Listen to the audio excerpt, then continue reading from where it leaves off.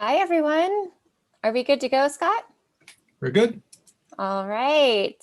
Well, welcome back, everyone, to Poppy Hour. This is episode 5 of season 2. And today we are really excited to be joined by Charles Thomas, who's the executive director of Outward Bound Adventures. And I am joined by my co-host, Brenda Kyle, who is our community engagement coordinator. Hey, Brenda. Hey, And Scott, who is our adult education manager, as well as our Zoom director for the evening. Hey, Scott. Hey, everyone. And Flora, who is our nursery manager, and she's going to be sharing some plants with us today. And before we get started, as everyone is trickling in, I wanted to start the evening with a plant. And a really special plant, because this year our featured plant for the garden tour is the Humboldt's lily. And so for anyone who's not familiar with that plant, I'm going to bring up an illustration to show you. Host has disabled participant screen sharing. Maybe I can't share it with you. I'll try one more time. Oh, there we go. And of course it's not open. All right, 1 second, you guys. Small delay. Brenda, do you want to talk for a second about the Sure, technical difficulties are always fun. If you haven't already done so today, take a minute to go look at the full moon. It is beautiful tonight. I'll go ahead and do the land acknowledgement now. We are here in Sun Valley in the village of Wikagna, which means the place of thorns in Tataviam. And the word that I know for moon in Tongva is Muir. And so go out and look at Muir tonight. Ooh, that's a fancy lily. Did you see it? I saw it. Share screen. Okay, share this screen. And then we go to view, and then we go to enter full screen. All right, Humboldt's lily. And this illustration was done by artist, teacher, and gardener Jean Bauer, and will be the featured plant for the garden tour. And here you can see it on the cover of the postcard that's coming out shortly. If you're not on our mailing list for printed mail and you want to sign up, you will receive this in the mail. And this was put together by our new Director of Communication, Marie Gonzalez. So the garden tour this year is going to be an extraordinary year, unlike any other, past, present, or future. And it's going to be virtual again, since we are still in the midst of the pandemic. And although the numbers thankfully are going down, we are still planning to do a virtual event, but with HD video, 360-degree images of each garden. And we're also going to be looking at these featured gardens through the seasons. So you won't just have the spring full bloom, but you'll also get to see footage of gardens taking place in the winter, spring, and then we'll come back in the fall to share what these gardens look like in the fall as well. Let's see. The dates for that are April 16th through 18th, and we are still looking for sponsors if anyone out there is interested in sponsoring. And a little bit more about this lily. These plants can grow up to 8 feet tall. And these flowers that you see here can be 3 to 4 inches in size. So these are huge blooms. And part of the reason why we selected it is that it dies back in the summertime. And so you get these gorgeous, incredible blooms in the summer around June. And then it dies back completely to reemerge in the winter. So it's one that really highlights that seasonal change. And so with that, I am going to go ahead and stop sharing my screen and turn it over to Brenda. Well, it's time for Flora and her wonderful plant offerings. Flora, what do you have for us? Hey, hi everyone. Good to see you all again. So I just wanted to introduce a few sets of plans, kind of tying it into today's guest speaker. And I just wanted to do a great shout out for Outward Bound Adventures, a wonderful organization. And hearing that they do these outdoor adventures anywhere starting from Pasadena all the way to the Sierras. These are groupings actually by elevation. And my first set here, we have a series of Artemisia. We have Artemisia californica, something that you'll find locally around here. And then we have Artemisia tridentata. This one I always love when I have a chance to go up to Mammoth and see how beautifully rounded and mounded they are. They're wonderful Artemisia here. And then we have Artemisia de Glauciana, which, interestingly enough, has the highest elevation among all of these Artemisias. And then in looking at some of what's going to be presented today, I saw a slide where Brenda was actually talking in front of a toyon, which is our city shrub. And also, it looks like these Outward Bound students were also surrounded by things that were very local. So this is my local pile here. In addition to the toyon, we also have the Hespero yucca weeklii, and I love this one. It really lives up to its name about our Lord's candle. And then, I didn't think I had it, but Brenda actually pointed out the Hazardia.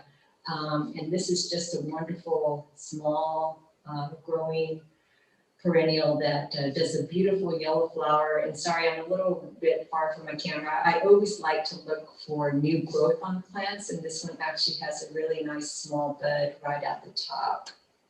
And then, you know, we couldn't go without this presentation without presenting some trees.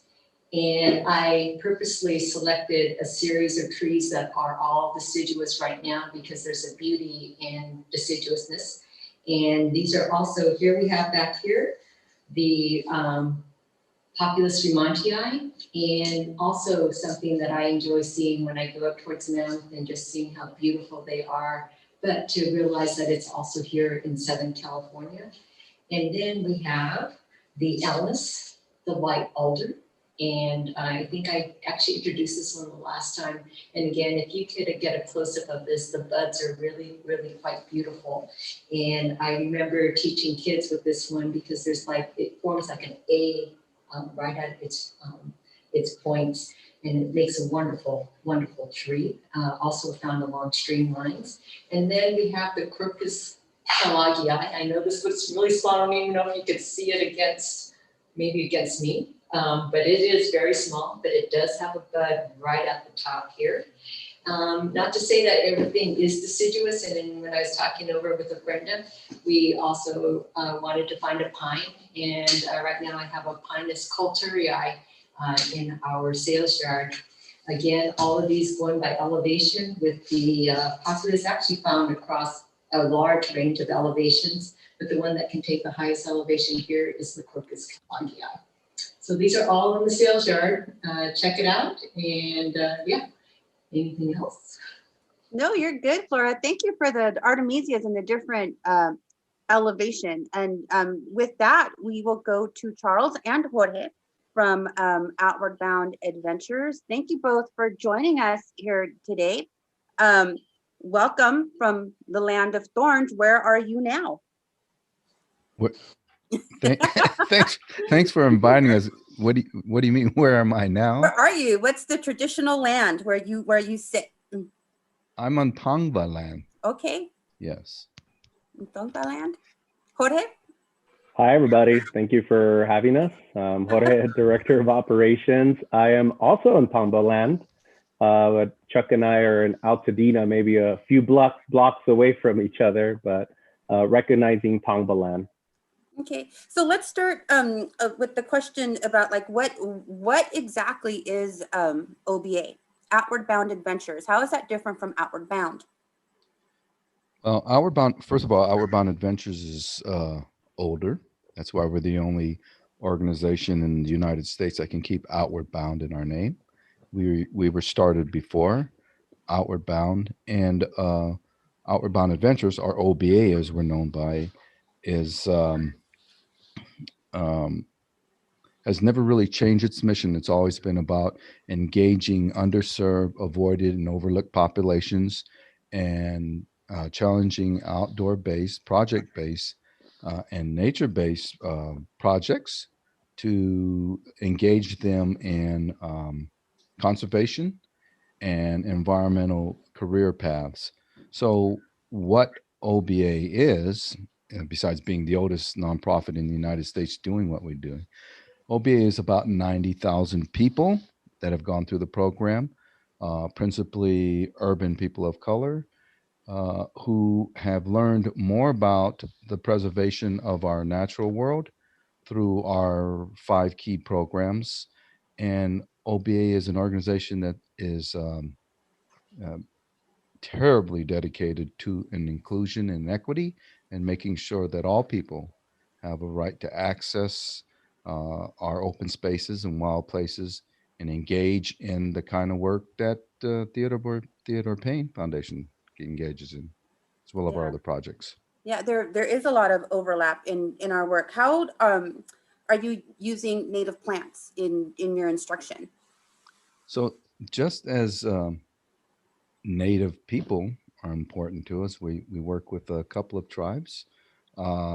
Native plants are equally important and tremendously a big part of our programming. So how native plants are integrated into the OBA programs are through every single course that we have.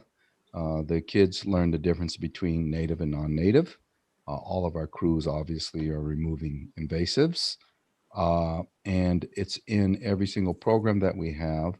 Do we have slides that we're showing to the Yeah, I was folks? Whenever you're wondering. ready. Whenever you're Yeah, I ready. was for the wondering. slides. Okay, Okay. so I'll go ahead Sorry and about share that. from my screen.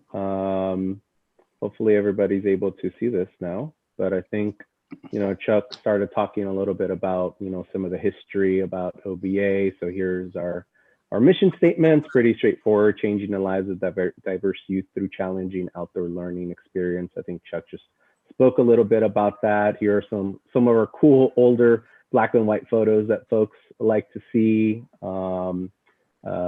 And then he talked a little bit. I don't know if maybe you want to talk a little bit more about the sort of beginnings of OBA, Chuck? Sure. So OBA was founded by the teacher that's on the right of my screen. Her name was Helen Mary Williams, and she was a science teacher at Cleveland Elementary School. Back then, Pasadena was very segregated. Cleveland Elementary School is the school that Jackie Robinson went to. Of course, the number 42, the guy who broke the color barrier in baseball. So she started a science club there. There she is a few years later. She started a science club there, and she realized that taking her kids out, especially these kids of color who traditionally hadn't been going out, she realized that it tended to upgrade their social skills as well as their academic skills. And so from that, we started out as a junior Audubon club, and then from that, it became Outward Bound Adventures. And these are 2 of the co-directors that helped her. So that's Helen and Leroy Chris. Mr. Chris was one of my mentors, and they brought in the whole educational component to OBA. They're both teachers. One was from Muir High School. The other one's from LA High. He's a former Tuskegee Airman as well. Yeah. And then the third person that came into OBA, he brought in the mountaineering component. His name was Bud, and he was one of my mentors as well. He was also the first African-American to join the Sierra Club in the LA chapter here. After a whole lot of fighting and pushing and fussing with them, they finally let him come in, and they promptly said to Bud and to Mrs. Williams, well, you know what? The Sierras are ours. You guys stay in the San Gabriels. And of course, the first thing they did was plan a 100-mile trek across the Sierras with a group of kids from South LA. Good. So good. Don't stop. So anyway, that's sort of the history of OBA. And I think Jorge threw this in just for you, Brenda. You said you wanted to see me wearing some short pants. That's me. I wanted to time travel back to the day when shorts were short. And there it is. Thank you for that, Jorge. It's just very embarrassing, but that's me leading one of my first 12-day courses in this year. Next slide, please. we had to sneak this one in here, yeah. And quick tidbit about our founders as well: Helen, Leroy, Helen, Chris, and Bud Ross. So we have 3 vans, which are the vans that we utilize to transport the youth to, you know, the different locations. And meanwhile, Chuck is like, "Why haven't you changed the slide?" Right? Yeah.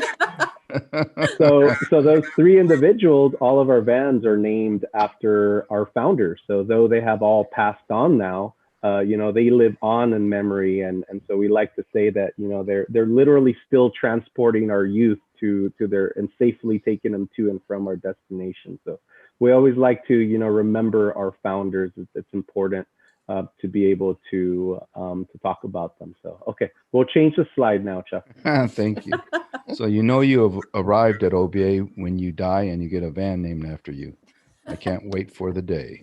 All right. So anyway, we discussed that we have over 90 youth served, and a big part of what we do is obviously eco-literacy. And oh my goodness, who's that beautiful lady in the blue teaching our kids about native plants? What's none other than our own Brenda, right?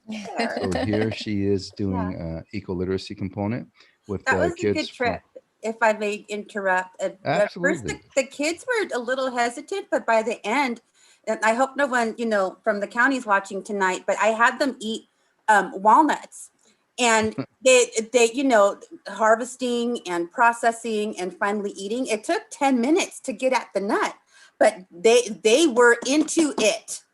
I mean, I bet every single one of those kids right now can identify Douglas Californica.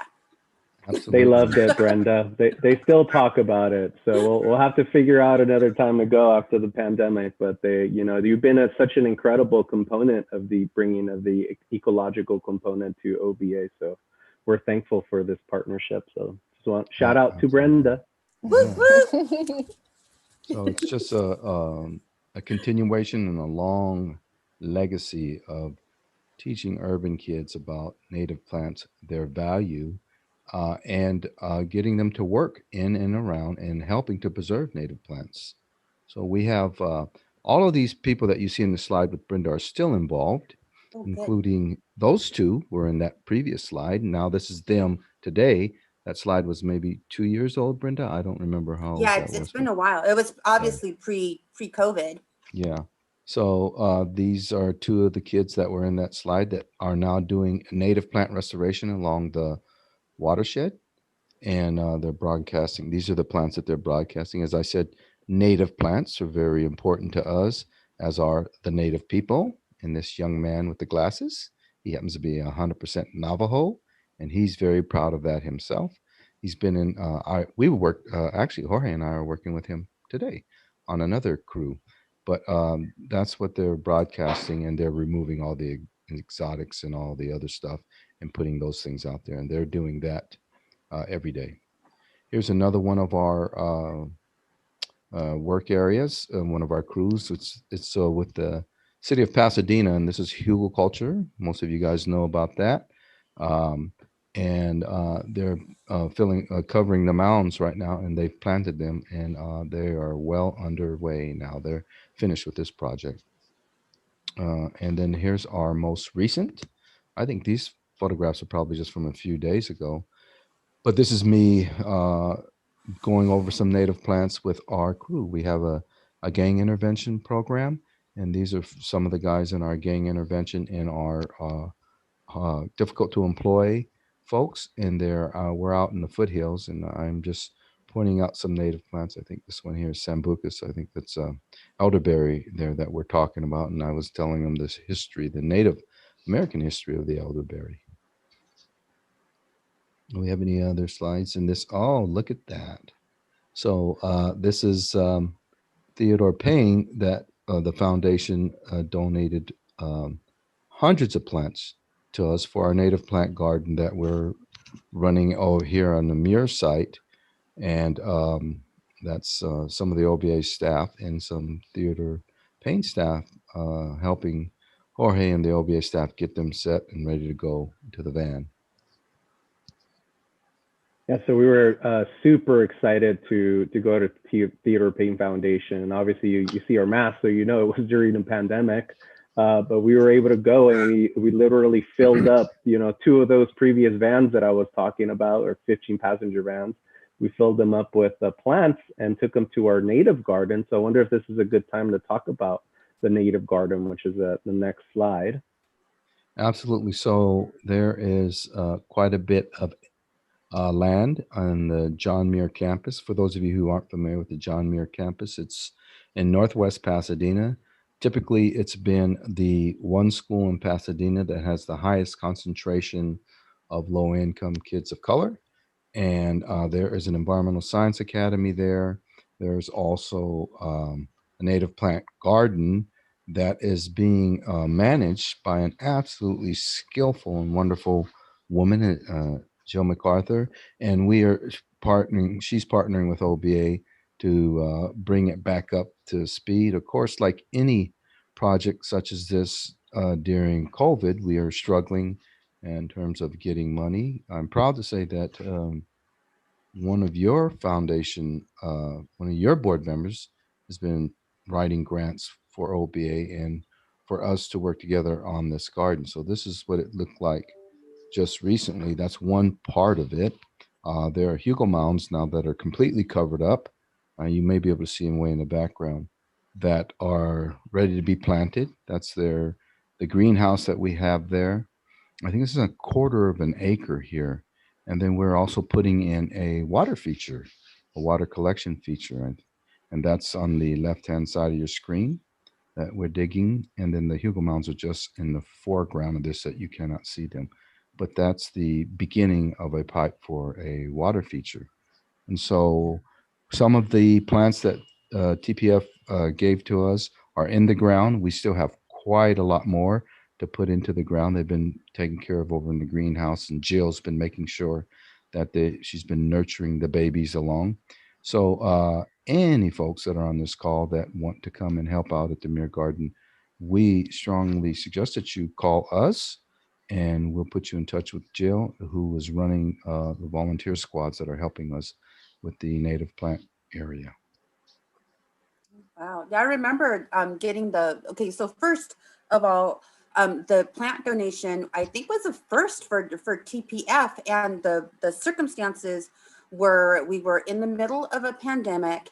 It was 120 degrees out, and we couldn't sell the plants. And plants are living, breathing creatures. We could not, in any kind of good conscience, just throw them out. That's not something that we were going to do. So Evan said, find someone that can take these plants. So I reached out to you guys, and the plant list that came back, wow, it was amazing. Flora, if you're still there, do you want to talk about their plant selection? When Brenda reached out to them, and it was very interesting, the response that we got. But I do remember OBA, you really looked through what was available, but you made some wise selection, and you could just tell that, again, not knowing everybody who was out there, but your selection was, you could see that you were going to do it for the Muir Garden, and it was associated with, helping with pollination and it wasn't like just because they were all available and y'all grabbed them. And so I kept on telling Brenda, who are these guys? Because they just made such a good choice. And the other thing that I could feel and like y'all just acquainted us in terms of what our mission is, but the educational value that I saw that you guys were, when you made your selection, yeah, it was quite impressive. Thank you, Flora. Appreciate it. Yeah. So the pictures, can we go back to the slideshow? What's the big picture for the garden? Well, there's going to be a water feature. It's going to be, there's going to be native plants all around the water feature and emergent vegetation. There's Hugo mounds. There's going to be a edible garden. There's going to be a walking path. And I think Jill has designed some experimental plots for the environmental science class where they're going to be propagating and growing native plants as well. There's going to be a butterfly garden. So there's all these different areas in the native plant area. And I don't know if Jill is on the call, but, and I don't know if this is. We had a question come up in chat. What is a Hugo mound? Oh, well, it is. Can one of you guys explain what a Hugo mound is? Do we have a picture of one? I am not a gardener. Disclaimer, I am a native plant ethnobotany, you know, that's my thing. If we can eat it, I'll show you how. But Okay. I don't know how to build things. Aaron, can you explain what a Hugo mound is? I can give a shot at it. Yeah. So I believe it comes from Germany, and it's a process where correct. you are trying to keep all of the essentially a zero waste process, where if you have trees or brush that you're clearing, instead of just taking that material away, that you actually bury it, and it helps, I believe, with you don't need to water it as much, and that It the plants retains are moisture much better. Yes. okay. Mhm. And are they also able to pull nutrients from those materials as well? Exactly. Yeah. It's Yeah, like it's a much more nutrient-rich sort of like surface, but it's essentially a raised bed that you see here in this picture. And the word Hugel is German, and it literally translates to mound. So it's literally mounds, if you think about it. But yeah, you could see it here that, you know, and sometimes this is sort of like this is exposed, but sometimes it's not exposed, right? But I also believe that it also adds an added sort of landscape feature as well. So in addition to the sort of, you know, the success of the soil, it also adds a different feature to the landscape as well. I'm sorry about that, Chuck. No. I was just saying, absolutely, it does. It adds some terrain, some topography. And as Aaron pointed out, it helps retain moisture. Essentially, a Hugo mound is like a big piece of fruit, and the seeds are inside, and it falls to the ground, well, like a big watermelon. And the seeds just can feed off of what's inside and grow out from there. And I think one of the best things about it is, Jorge just pointed out, in a relatively flat area, it does add some, you know, some depth and some height and whatnot.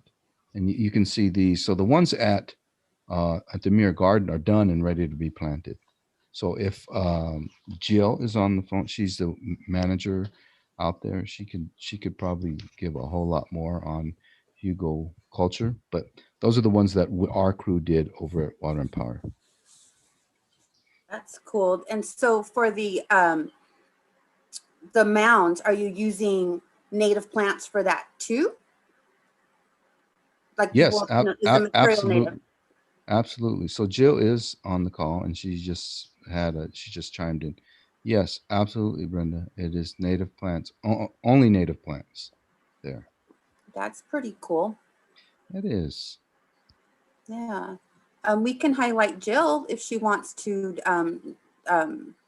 She's chiming in right now. Yeah, I see her in chat, but I can only concentrate on one thing at a time. Sorry. she's doing a good job chiming in, though. Thank you for being here, Jill. We appreciate you. Excellent plant list. We're still talking about how complete and comprehensive it was. So do we have more slides to go through? I think that was it. We just went through the projects and into Muir Garden. You're welcome, Jill. And we went through the Muir Garden, and that's where I think that was our last one. And we wanted to make sure that folks knew that Jill can be contacted through OBA, and if there's some folks that want to come help out, because our mounds are ready to be planted. Oh, okay. Yeah, our volunteers are itching to do things. Yep. And this now is the time to render mutual aid, right? No kidding. Yeah. Amen to that. It's always the Yeah. time to render mutual aid, Mhm. but it's, especially now with cooties running rampant.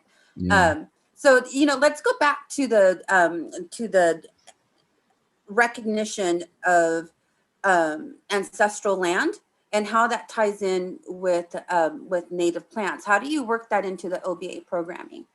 Well, so in our curriculum, we have 7 areas of focus, and one of our areas of focus is always cultural history, and we have a series of activities that would engage the students. And we're actually, Jorge and I were just meeting on this last week, and we're rewriting it. But we always have an activity wherever the kids are that helps them to understand who the original peoples were here and whose land we were on. And then we do activities about where our kids are from. We have an activity called Who Are Your People?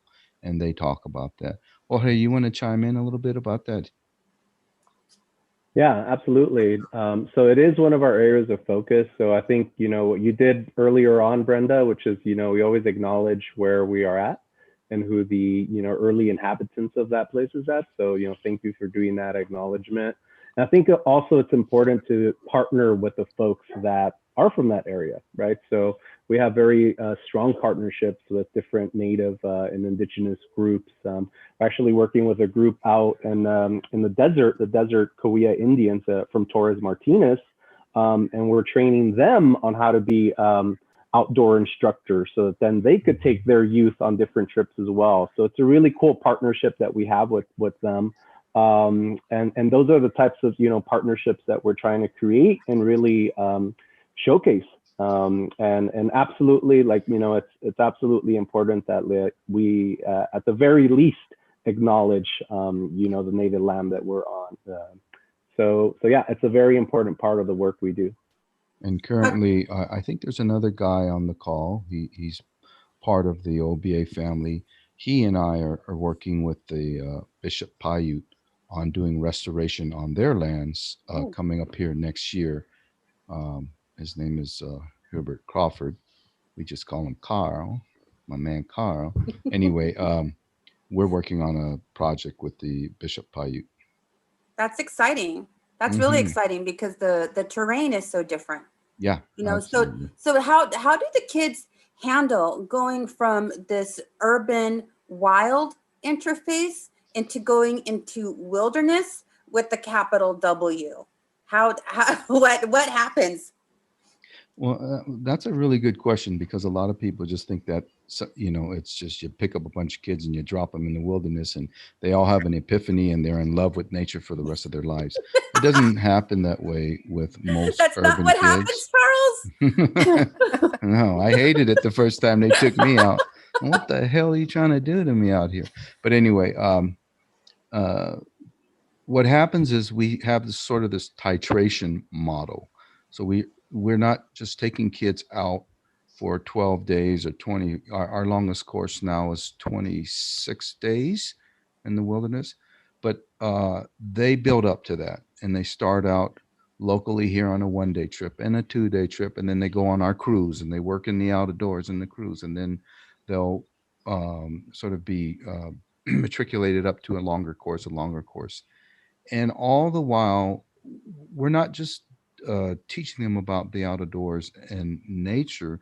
We're doing a lot with soft skills and teaching them how to better socialize and how to function better in a group. So they come to develop themselves and develop a relationship with other people in the outdoors. And so they turn to associate the outdoors with some of their best friendships, like I do, and a place where positive things happen. And so it's a process that takes a little time. But ultimately, if you've been in OBA, typically the residence time in OBA is 3 years. Most kids spend about 3 years in there. But if you've been in OBA about 3 years, we got some serious converts after 3 years. Even the kids that said, "No, I don't want to go out. I don't want to sleep in the dirt. I don't want to mess with no bugs. I don't." But after 3 years, they're saying, "When are we going out, man? I'm ready to go on my first 24 day or whatever." Yeah, But that's now a good question, Brenda. is there a fee? No, No and yes. We don't believe in gratuitous charity. We know that any child, I don't care how poor that child is, has capacity to put something forth, and the out of doors and nature has no value if you're not putting something into it. So even the poorest child, if they can afford a bag of flaming red hot Cheetos, they can afford to come on an OBA trip, right? So we say, okay, you save the money you're going to spend on your Cheetos, and you put a little skin in the game. So, our trips are really, low income. We raise most of the money to get the kids out, so where it might cost us $350 to get a kid out for 2 days, like a kid might pay up to $5, but they always Wow. have some sort of skin in the game. That's a And bargain. yeah, and it's even been, where a kid would come and say, I don't have the $3, and I'll say, here's what I'm going to do. I'm going to give you this $3 and loan it to you, and then I want you to pay it for your way on the trip. And so it's your money, but you need to get your way onto this trip. And so they always say, okay, and they take the money bought from me, and then they pay their way on the trip.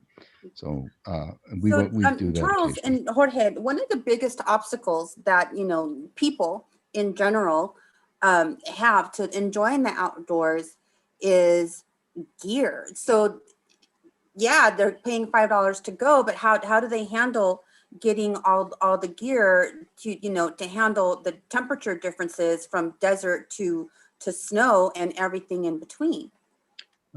So another very good question, Brenda, because that is one of there's typically 7 barriers to getting urban kids out, especially low income families. That's one of the key barriers. I'll let Jorge answer that one because he's the man in operations, so he can take it right down to the shoelaces. Well, so we're lucky enough to have this beautiful gear room at our headquarters. Our gear room is, we could outfit up to about 100 youth at a time.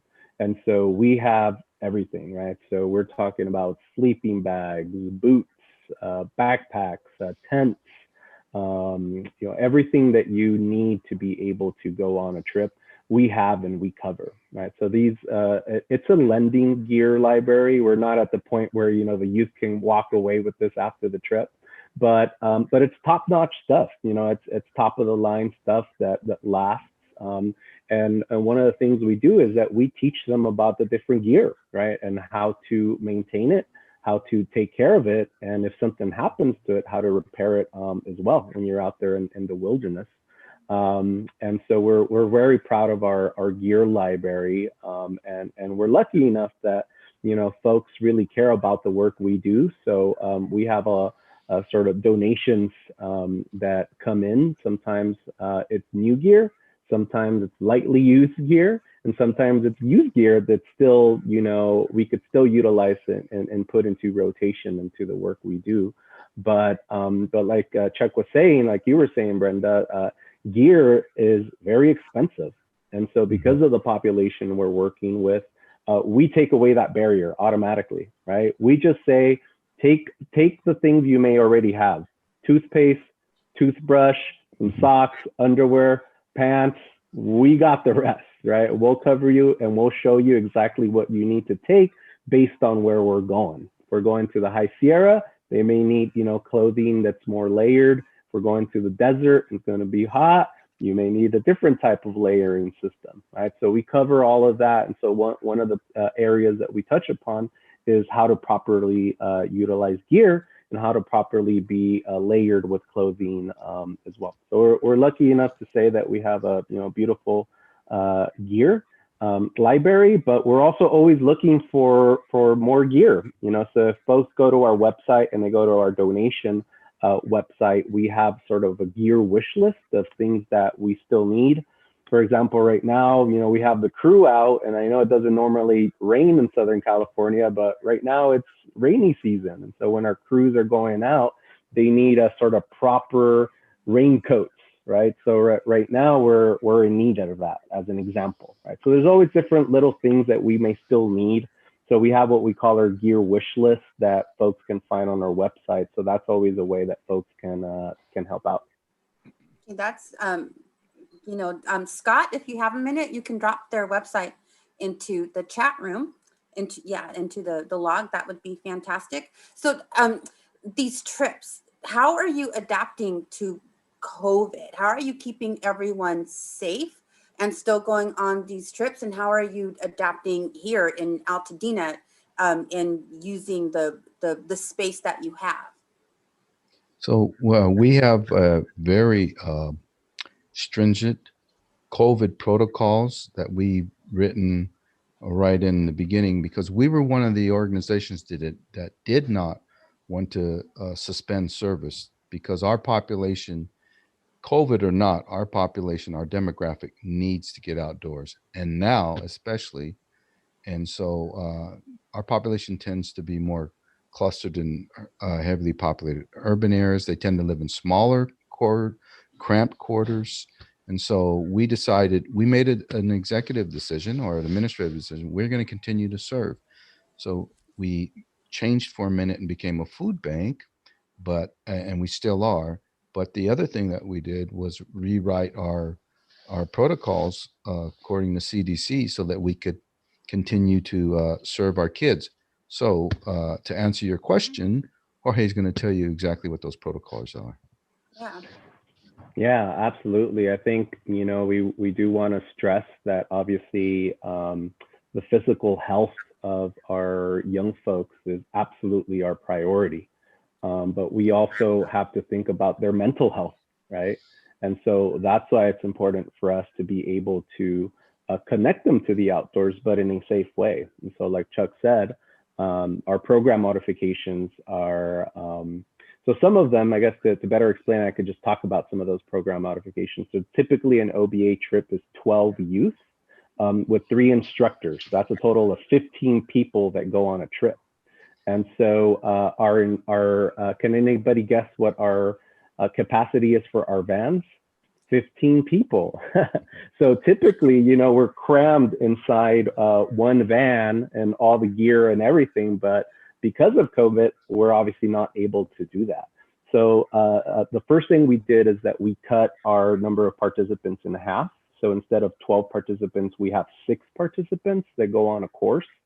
And instead of cramming into one van, our protocol right now is that we allow no more than 3 youth per van. So we have 3 youth in each 15 passenger van. They each sort of have their own seat and they're as distant as possible. You have to wear your mask, during the entire trip.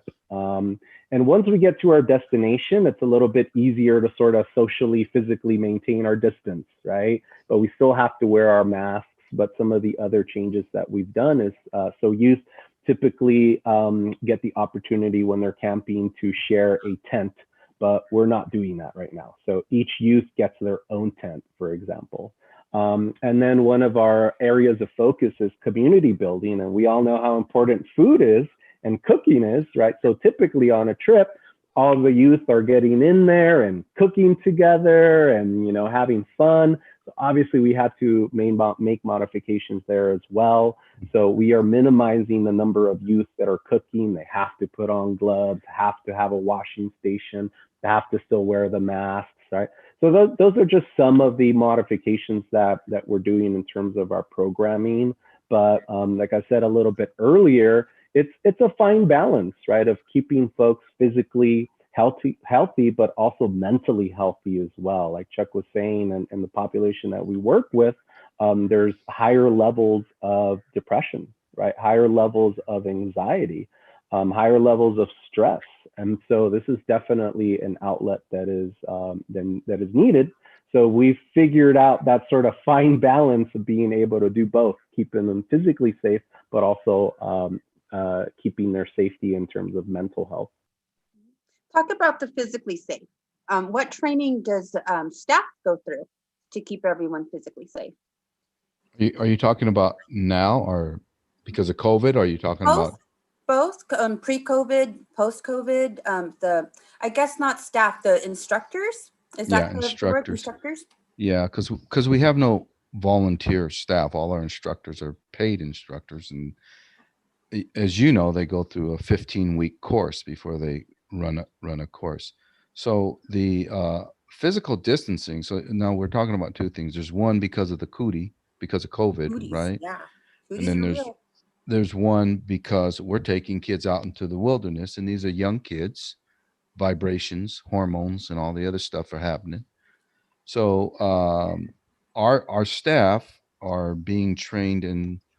We have a special course now that goes out. Brenda, you didn't take that course when you went through Dolly, but we have a special instructor that just does. She's written a couple of books on trauma-informed care, and so she's training all of the, and they're being certified now in trauma-informed care, and that includes appropriate distancing, appropriate hugging, appropriate interaction with young people, especially the different genders.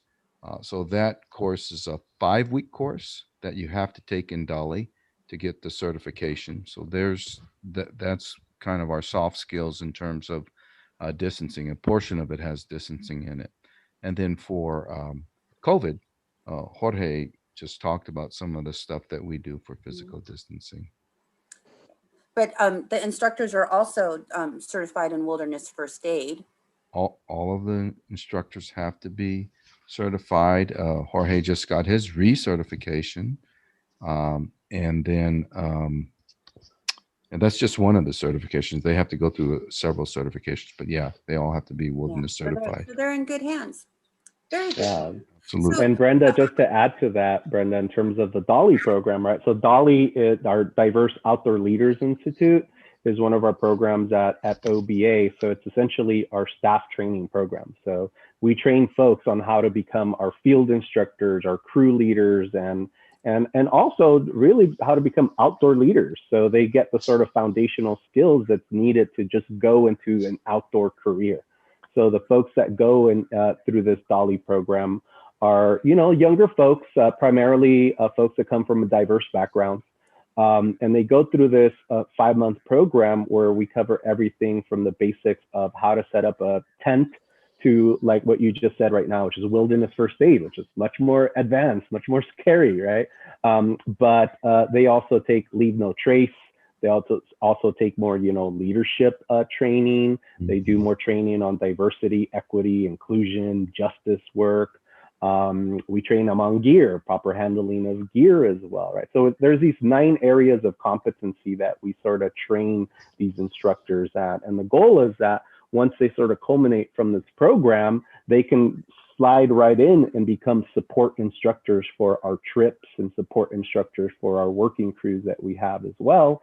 And we're now creating these partnerships with, other schools that are maybe hiring outdoor instructors or outdoor sort of agencies, like more like retail agencies, or any other of, land management agency as well. And some of our graduates are sort of culminating. And so they're what we call infiltrating the outdoor industry to be able to, diversify the outdoor industry a little bit more. So that all happens through our Dolly training. That's exciting. So now that you had to cut the number of people per trip in half, does that mean you doubled the amount of trips that are happening? You can answer that, Jorge. Yeah, not at the moment. Not at the moment. The number of trips is kind of remaining the same. And I think once again, it's for safety purposes. But at the moment, no, our number of trips remains the same. It's just the number of youth that obviously had to cut short. But we're hoping that the pandemic will be over pretty soon. We'll be able to sort of go things to, back to normal, as they say. But at least for us, it would be back to normal would be the ability to go back to our 12 student model that we have. And one of the other things that we are doing, Brenda, to address your question, is we're pushing out our courses, our trips, we call them courses as well, pushing our courses further out into the year, hoping that there'll be more flexibility with COVID. So like, whereas we would be running trips, 2 or 3 trips in February, we pushed them all the way out to June. That's a big That's a big Yeah. difference. Okay, one of the questions in the Q&A log is how are you selected or referred to participate in OBA?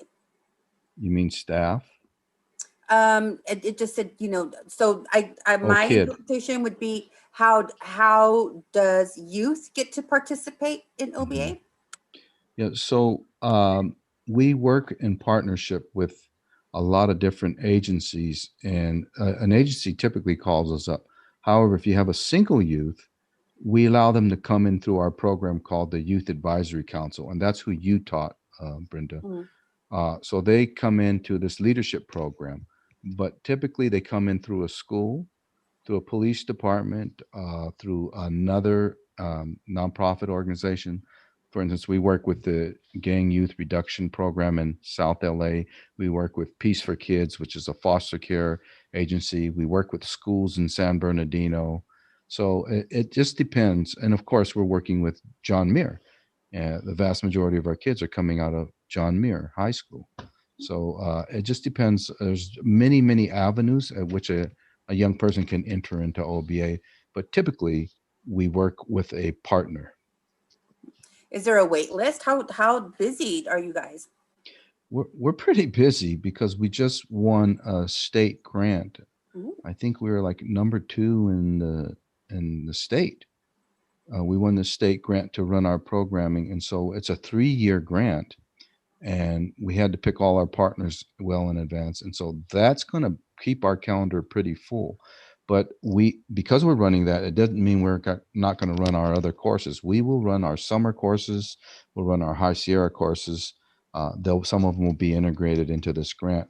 But we're pretty busy for this time of COVID.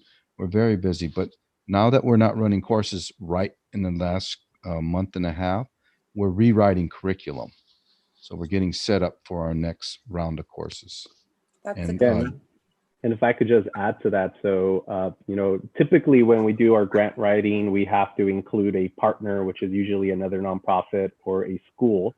And so once we do get that grant, then we have to work with those specific partners and schools, right? That's sort of the way that grants are written. But every now and then we will have a grant that the sort of client is more open-ended. And that sort of gives us the opportunity, more wiggle room to be able to then tap into what you would call sort of that waiting list, right? So I would say if there's folks, young folks out there that are interested to coming to OBA and going on some of our trips, their first step is to contact us, to let us know that they're interested, right? Because if we see that effort coming from the youth, we are going to find a way to connect you to the outdoors, right? We will find it. And I know Chuck very well. He'll probably go the next day, call some funder and say, we have these, list of youth that need to go on a trip, send us this funding and we'll make it happen. So, to kind of answer your question, Brenda, if there's young folks out there that are interested, step one, contact us, go to our website, obainc.org. Yeah, and then there's a contact. obainc.org. Yeah, and I think Scott just put it into the chat room right there. So you'll see our website, www.obainc, inc being inc.org, and there's a contact list there, and that'll come, actually that comes directly to me. So, I will follow up with those young folks, and we'll, like I said, we'll find a way to connect them to one of our programs. Hey, Brenda, let me add a note of clarity. We said that we're not running courses, but we're running crew right now. Okay. So we have 2 crews that we're working. That's good. After the crews finished up with their assignments, I think you mentioned it earlier, you're working with other orgs and for-profits to get them into green jobs. Mm-hmm. Okay. Yeah. So we're working with several conservancies. John Howe from the Royals Foothills Conservancy and I are talking about employing our guys on some of their conservancy properties there. I'm working with the San Gabriel Mountains Conservancy. We're working with MRCA. And then those that don't stay on crew, they will go. We've already placed people in the National Park Service, the Bureau of Land Management, Forest Service, REI, Patagonia. So as Jorge says, we're infiltrating the entire industry in every way that we can. Yeah. Two questions before we go to regular Q&A from the public. Number one, what is a memory that each of you have from one of your OBA trips? And number two, how can the Theodore Payne community help you in your goal? Do you want to start out? You want me to start out, Jorge? I'll start off because you'll finish off strong. I'll finish off strong. We'll give you the baton or the final lap. So I think one of the stories that I remember is, so when you were talking about, when Chuck was talking about that, these youth just don't sort of come up and, everything is this wonderful, ever lasting story. One of our areas that we call is a forced opportunity, right? So sometimes youth themselves do not know the power of the outdoors, the transformational powers of the outdoors. So I literally, remember with one of our field instructors, they went and literally went inside the house of a youth that was like, oh, I don't really want to go on this trip anymore. Dragged them out of the bed and said, you're coming with us on this trip, right? And they're like, oh, fine. They're gathering all their stuff, went on a 9-day backpacking trip into the high Sierras. And we were driving back. The same youth was, when can I come back again? Right? So it's this transformation that happens. And I said, they don't even know the transformation that happens. So sometimes we have to do these forced opportunities on them because we know how transformational these experiences could be. And that happens all the time. That story I just said happens all the time. But yeah, I'll let Chuck talk about, maybe a story that he remembers and how folks can help OBA. So I have two really wonderful memories. The first one is my group. It was years ago. We're climbing Kelsel Dunes. Is this in the 70s when you wore short shorts? No, I think this is in the 90s. This is when everything had already gone south, so I was wearing long pants. But anyway, no, we're going over Kelsel Dunes with a group of OBA kids behind me. And OBA kids, as you know, our demographic is principally urban kids of color. And we're coming up a rise on the apex of the dune, and OBA is on this side, and another group is coming up on this side.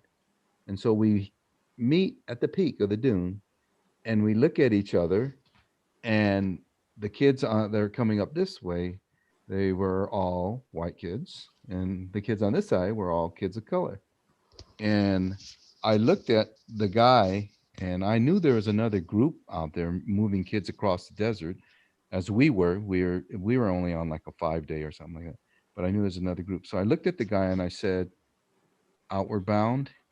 And he said, yeah. And he looked at me and he said, Outward Bound Adventures? I said, you got it. So I'll never forget that. That was just so funny that we both knew each other.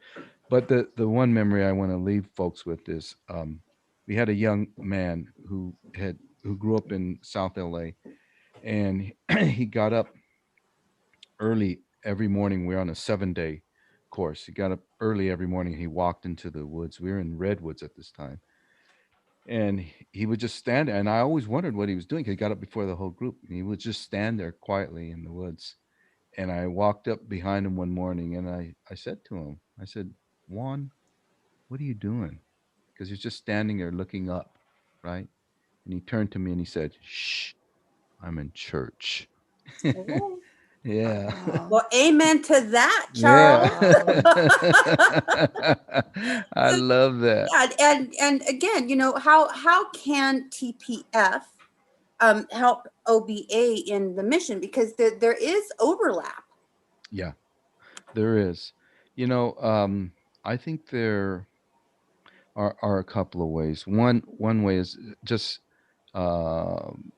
helping get the word out that we are here, and that you guys can refer young people in schools to us, and that Theodore Payne Foundation is such a, we were connected to Theodore Payne Foundation way back in the day when Elna Bacher was on the board, um, actually I went out and met with her, and we just did so much, and typically it was plants. And so how Theodore Payne can do is maybe that we could set up an annual thing, or every 6 months, have a staff person come, or we come to you, and you do a native plant talk around native plants and the uses that Native Americans had with native plants. And I think that would be, and we could even integrate it into our regular curriculum, but we're talking about once or twice a year. I think that, and then you guys have already been so helpful.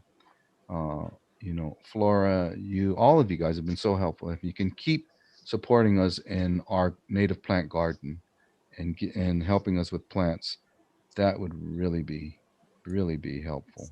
Yeah, so as far as the garden is concerned, what I'm hearing is plant donations Yes. and showing up to help you Yes. with the work, Yes. right? That's something the Absolutely. TPF community can do, Yeah.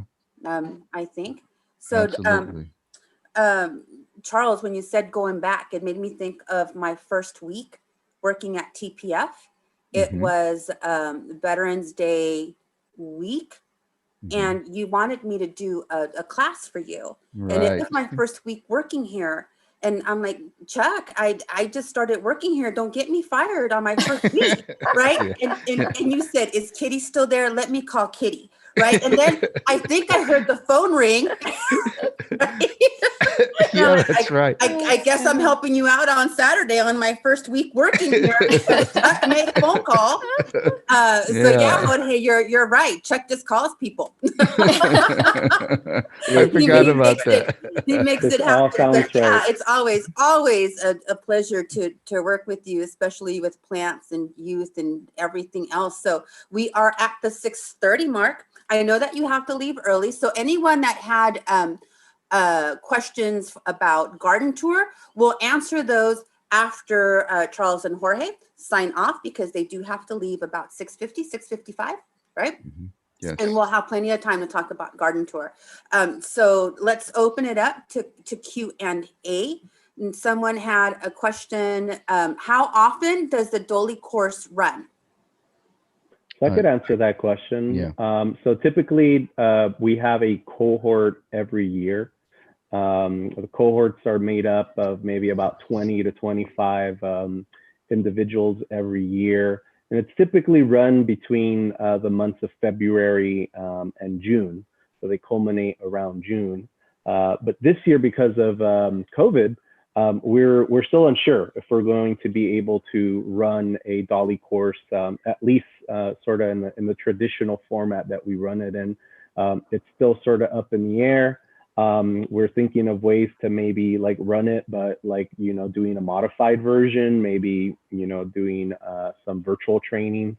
So right now we're doing Wilderness First Aid virtual as well. So if folks follow us on our social media, so we have, Facebook, Instagram, Twitter, that's where we sort of put all of our updates. So if anybody is sort of interested in joining Dolly, that's where you will find out when the next cohort is going to be.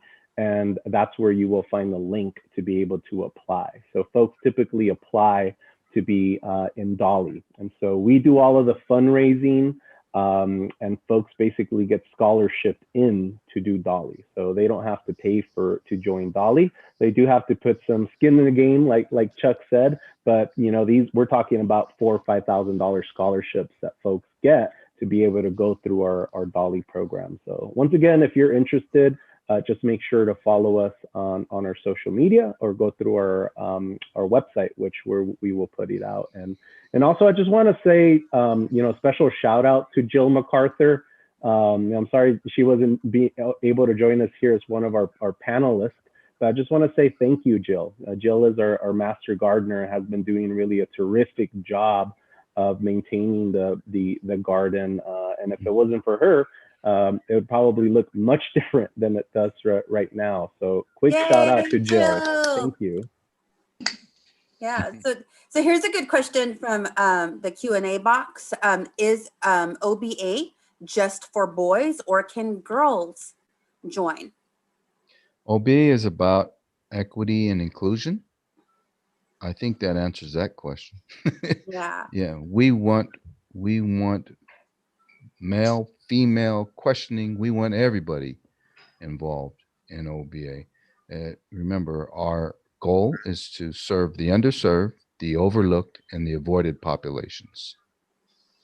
Overlooked is right. You know, speaking as a female, and like where are we in the outdoors? there's little to no representation, and I thank OBA for bringing the programs to everyone. Another question: what is the difference between OBA and Outward Bound? Good question. So Outward Bound's focus is on leadership, and they tend to focus in more affluent communities, not as diverse as ours. And they are international and national, a much larger organization. OBA is local. We've been in the LA area for over 60 years, actually. And we tend to focus in underserved communities. And we're not just about leadership, although that's a big component.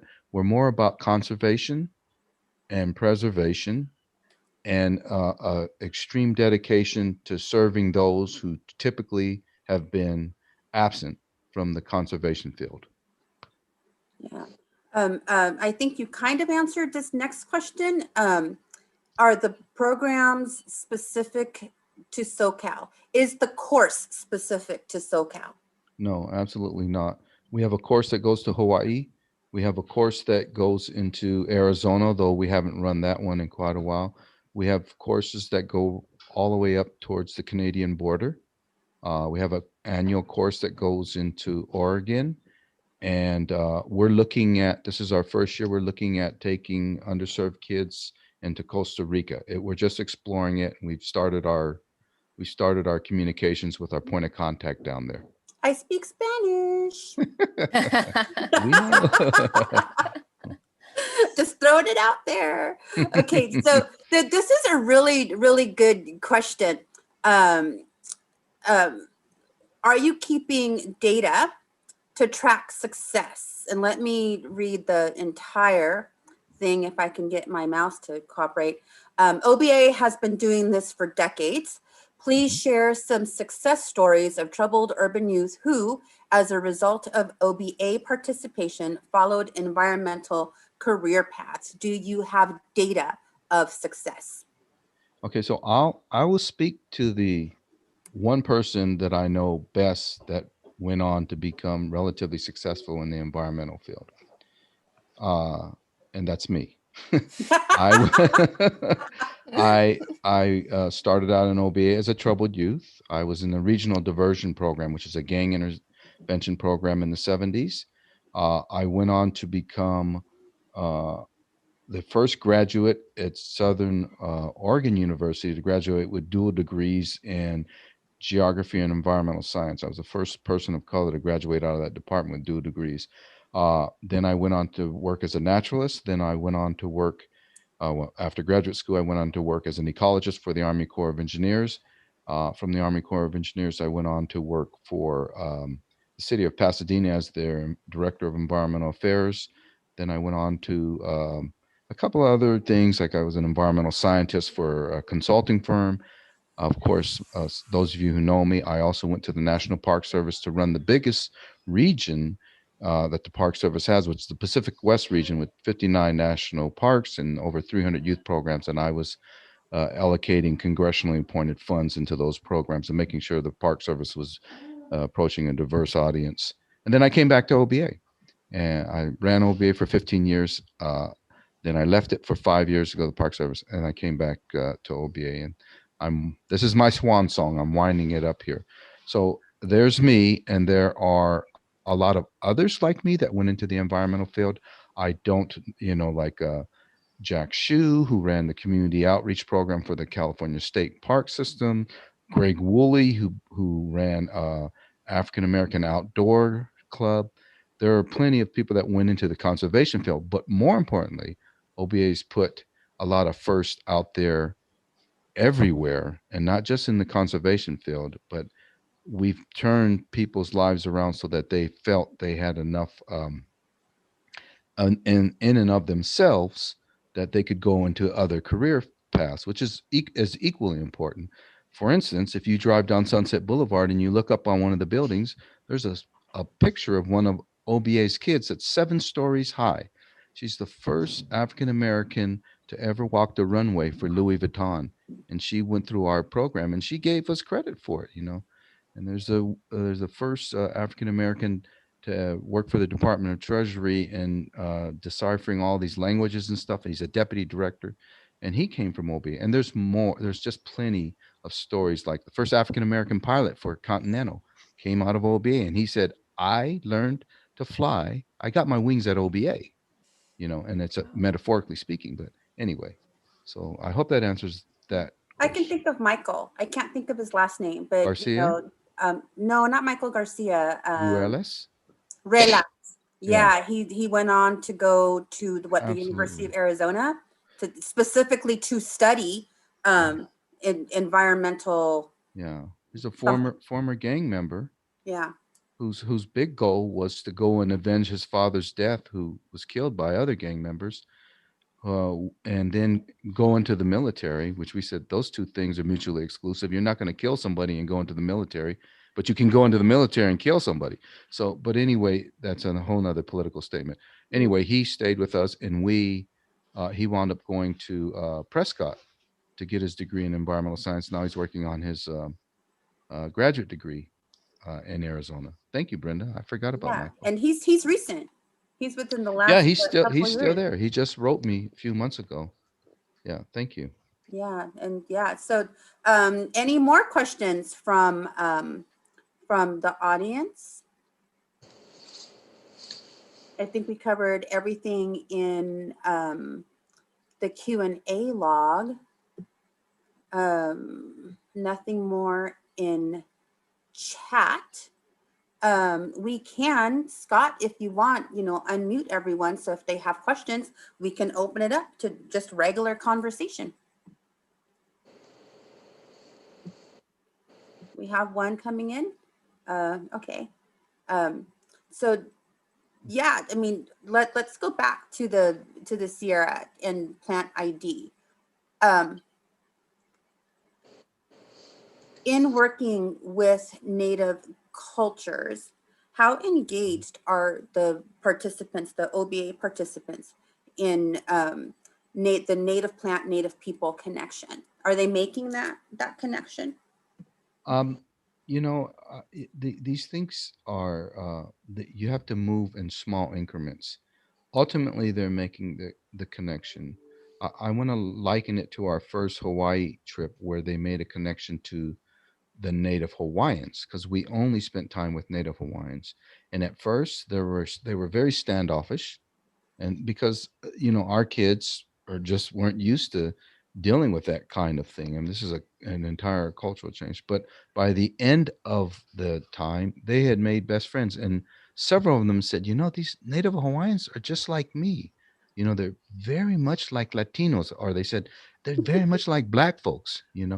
They're laughing at the same stuff we laugh at, and so yeah, it takes a little while. And when we did the Warm Springs reservation, the same thing happened. And then the kids went through a sweat, and it was very difficult for them to understand that whole thing. But afterwards, and it was explained to them, they really became part of what they wanted to incorporate into their lives. So it takes a little while, but yes, what they do recognize is oppression.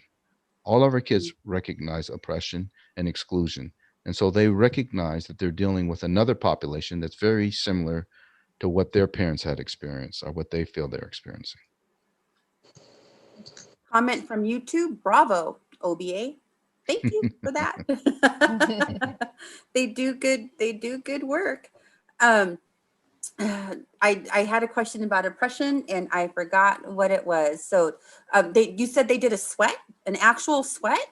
Oh yeah, we did several sweats. We used to go up and work on a reservation outside of Porterville, and we would take our groups from South Central up there, and we would work on the reservation, and then we'd go through a sweat, through 4 rounds of a sweat.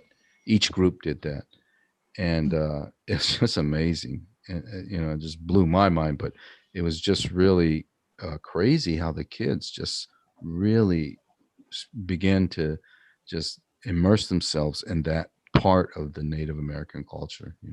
At first they said, "Man, I don't want to even go in there. It's dark in there, it's hot," and but when they came out, it was a very spiritual thing for them. So Yeah, a sweat is a very special thing. So Yeah. that's wow, that's pretty amazing on putting that together. Yeah, it was on the reservation. They invited us to come up and do that because they saw the work that we were doing.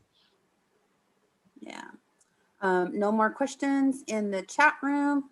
I don't think that we have any more in the chat.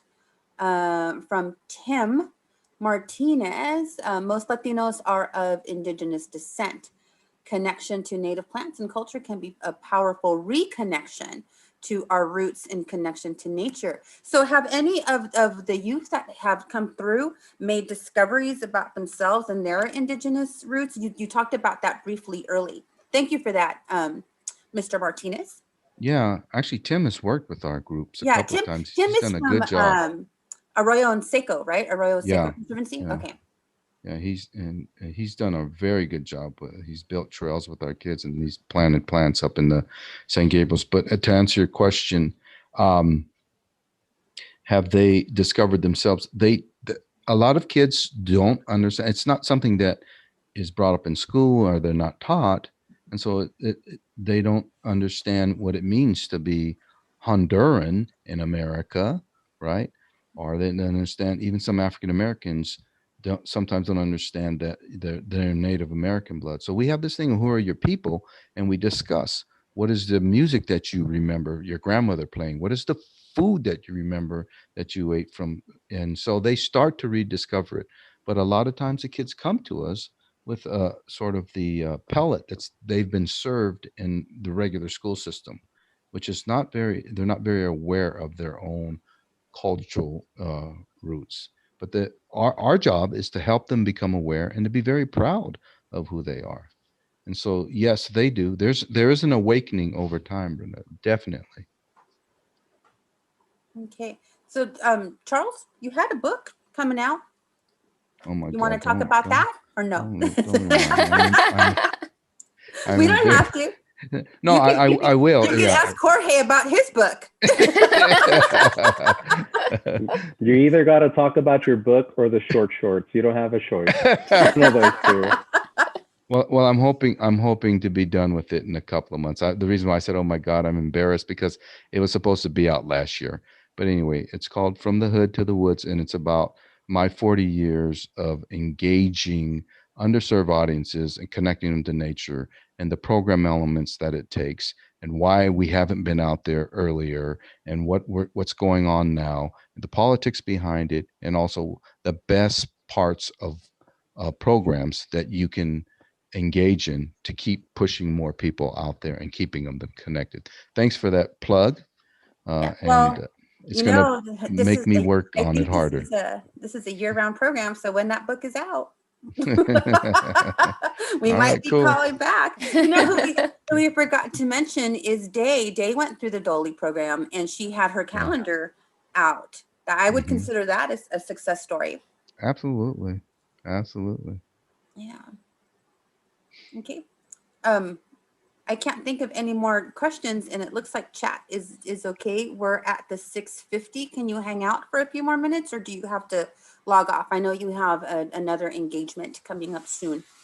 Yeah, I think I'm going to have to log off. Do you need me here? I can buy myself a couple of minutes. No, I just think I'm thank gonna you. have to Thank you log for off. being here, Charles. Thank you so much for everything that you're doing with OBA and with youth and in Altadena. You keep it local, but you make it grow. That's pretty amazing. Thank you, Brenda, Scott, Aaron. Thank you for your affirming smile all the time. Flora, thank you for all you do, and of course, my sidekick, Jorge. I'll see you in a few hours, Jorge. And thank you, audience. Brenda, especially thank you for asking us to be on. We appreciate it. Let's keep working together. We got a lot to do. Yes. Yeah. Thank you. Thank you. Thank Okay. you. Jorge, let's Thank talk you, about everybody. Thank you so Jorge, much. if you Thank can you stay. guys. Yeah, All right. thank you. Bye-bye. Jorge, if you can Take care, stay a Charles. little bit longer, let's Yeah. talk about grassroots organizing and what OBA is doing to kind of grow social justice awareness, environmental justice awareness.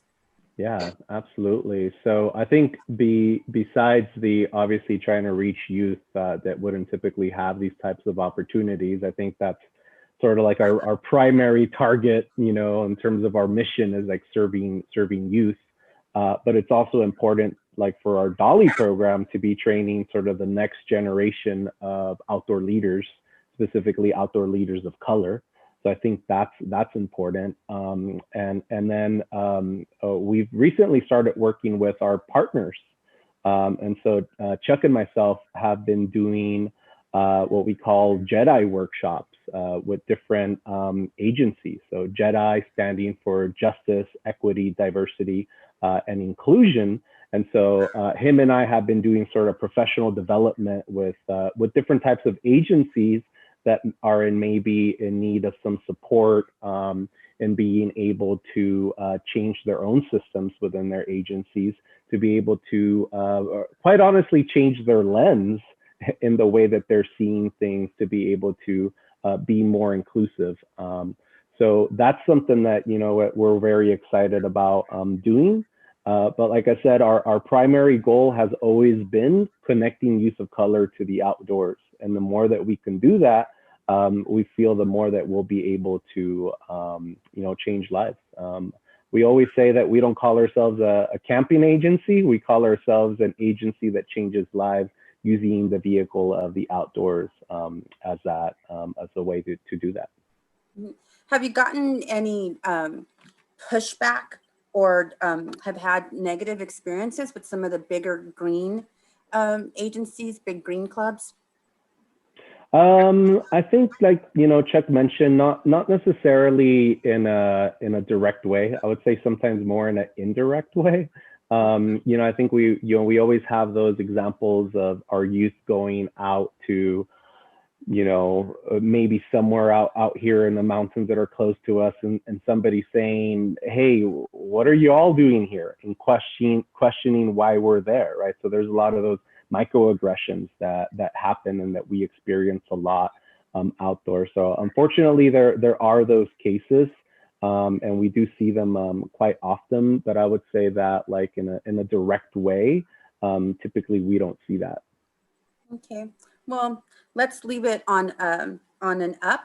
Thank you for being here, and we already talked about the biggest win. What is your personal favorite memory of an OBA trip?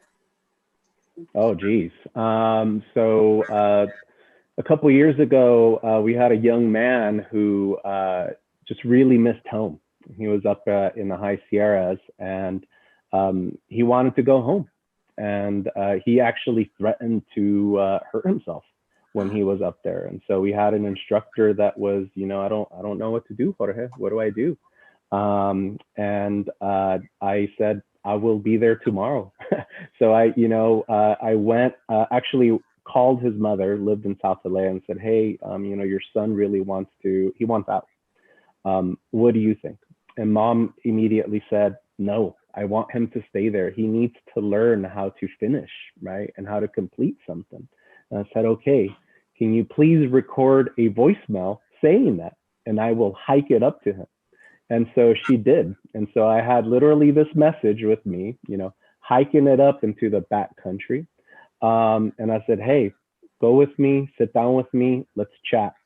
And I let him hear the message, and he was just crying, right? Crying. And I think it was because there's always this fear of the outdoors, right? There's this fear of darkness. You know, we're so used to having so much light. And so he missed his mom, right? He had never been you know, more than a couple days away from his mom. So now he's 7 days into the wilderness. So hearing his mom's voice and reassuring him that she wanted him to complete this really, I think, motivated him. And so he was able to complete it. And same thing, we always get the best anecdotal stories when we're driving on the way back, right? Because that's when youth really get to reflect on the experience that they just had. And this young man said, I can't wait to bring my mom up here.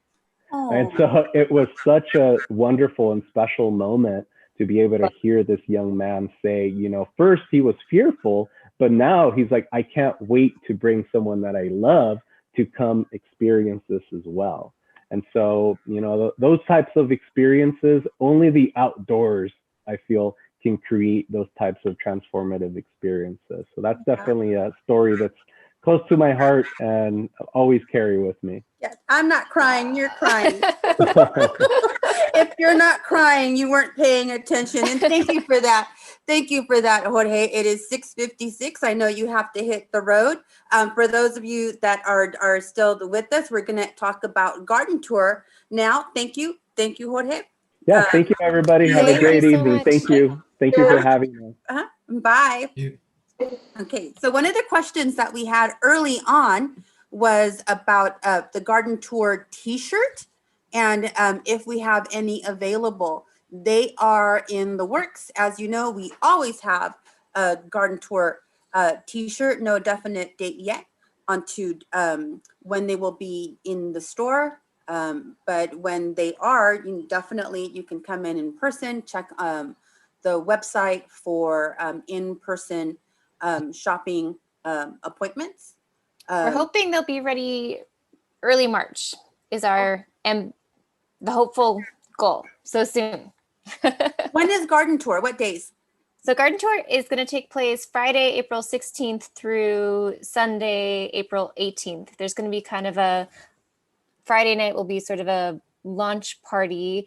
And then on Saturday, we will go through 4 gardens. And on Sunday, we'll go through 4 gardens.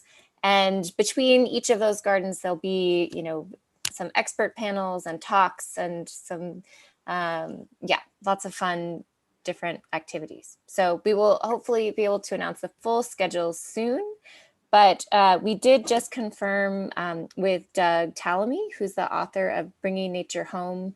We're really, really excited to have him on Sunday give us a presentation. And he, for anybody who's unfamiliar, he's an entomologist on the East Coast, but he works with native plants, and he's a fantastic writer, and all of these sort of findings that he has apply here as well. Some of the transformations I think that we see, it's really validating to see those numbers crunched on the data he's finding on the East Coast. So yeah, that's the garden tour. We're excited. Exciting. That's really exciting. You mentioned 360 views. I heard there's a soundtrack.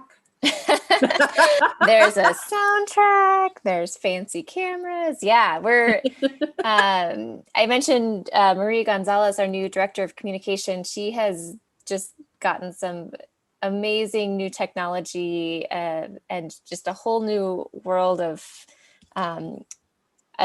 film that she's going to be bringing to this. So we're filming right now the winter scenes from these gardens, and we'll go back right at peak bloom again in spring. And then again,